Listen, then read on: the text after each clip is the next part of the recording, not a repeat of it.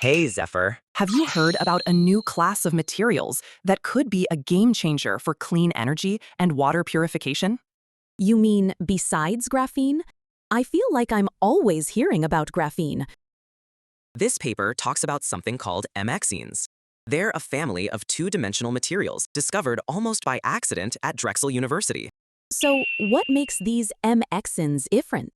Well, unlike many 2D materials that can be difficult to work with, MXenes offer a great balance of hydrophilicity, electrical conductivity, and mechanical strength, making them perfect for membranes.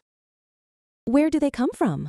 They're synthesized from a parent material called the max phase, which has a layered structure of metal, a group A element, and carbon or nitrogen.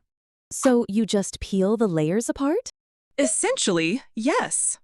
By selectively etching away the A element layer, we're left with these incredibly thin MXene sheets. and because there are so many possible combinations in the max phase, we can create many different types of MXenes, like those based on titanium, vanadium, or niobium. That sounds complex. How is this etching actually done? The whole synthesis process involves two key steps: the etching I mentioned, and then delamination, which separates the stacked layers into individual sheets. The original method used hydrofluoric acid, or HF, which is very effective at dissolving that middle A layer, creating an accordion-like structure.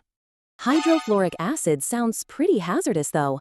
It is, which is why researchers have developed safer, fluoride-free methods using alkaline solutions like potassium hydroxide to achieve the same result. There are even more advanced techniques, like electrochemical etching, which uses an electric current to precisely remove the aluminum layers. Okay, so once you have these MXene sheets, what makes them so special? For one, their electrical conductivity is fantastic, comparable to multi-layer graphene, which is crucial for many energy applications. Absolutely. What about their physical properties? Are they strong? They have an impressive mechanical strength, with a high Young's modulus, making them excellent for reinforcing other materials. However, one of the biggest challenges is their stability. MXenes can oxidize when exposed to air and moisture, so they need to be handled and stored carefully. So how does this all connect back to the membranes you mentioned at the start? This is where it gets really innovative. By integrating these MXene nanosheets into polymer matrices, we can create high-performance ion-conductive membranes.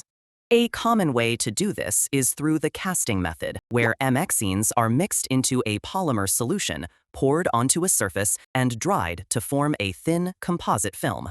And what does adding MXenes do for the polymer? It dramatically improves its properties. For example, the thermal stability of the composite membrane becomes much higher, allowing it to operate at increased temperatures. It also significantly enhances the mechanical strength.